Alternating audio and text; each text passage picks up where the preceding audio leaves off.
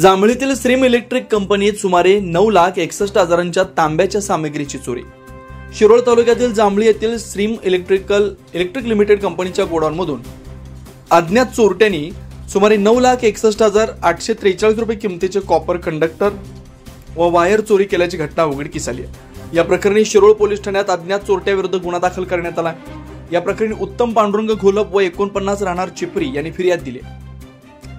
त्याने श्रीम electric limited कंपनीत खासगी नोकरी करत असताना 23 जुलै संध्याकाळी 6 वाजता ते 24 जुलै सकाळी 9:30 वाजतापर्यंतच्या कालावधीत चोरीची घटना घडल्याचं निदर्शनास आणलं। फिर्यादीत नमूद केल्याप्रमाणे चोरट्यांनी कंपनीच्या स्टोर रूम व टेस्टिंग रूमचं कुलूप तोडून प्रवेश केला आणि त्यानंतर आतून मोठ्या प्रमाणात कॉपर मटेरियल चोरून नेलं। यामध्ये 377.84 kilo copper conductor, 321.32 kilo copper conductor तसंच विविध SWG मापातील वायर व 118.08 किलो वजनाची कॉपर पट्टी यांचा समावेश आहे।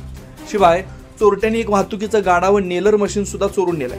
या चोरीचा एकूण अंदाजे 9,61,000 रुपये किमतीचा माल लंपास करण्यात आला। शिरोळ पोलीस अधिक तपास करतात।